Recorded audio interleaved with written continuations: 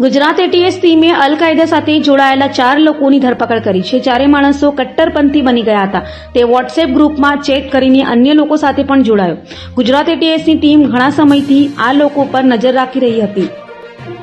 ATS પાસેથી મળેલી માહિતી અનુસાર આ 4 ઘણા સમયથી અલ કાયદા મોડેલ સાથે સંકળાયેલા હતા. તે સોશિયલ મીડિયા અને વિવિધ પ્લેટફોર્મ દ્વારા અલ કાયદાના સંપર્કમાં આવ્યો. તે અનેક જૂથોમાં પણ સક્રિય હતો. તે કટ્ટરપંથી માનસિકતાનો હતો અને આતંકવાદી વિચારધારા સાથે સંમત હતો. એટીએસે અલગ અલગ ટીમો બનાવીને અમદાવાદના ફતેહવાડી ઝુઆપુરામાંથી ફરદીન શેખ રહીસ, મોડાસાના સેકુલ્લા કુરેશી, દિલ્હીના ચાંદની ચોકમાંથી મોહમ્મદ કેફ અને નોઈડામાંથી જીસાન અલીની ધરપકડ કરી હતી. 4 યુવાનોમાંથી મોહમ્મદ કેફ દિલ્હીમાં સૌથી વધુ સક્રિય હતો અને પાકિસ્તાની જાસૂસોના સંપર્કમાં પણ હતો. એટીએસ દ્વારા ધરપકડ કરાયેલા 4 યુવાનોને કોર્ટમાં રજૂ કરવામાં આવ્યા હતા અને કોર્ટે તેમને 14 દિવસના રિમાન્ડ મંજૂર કર્યા હતા.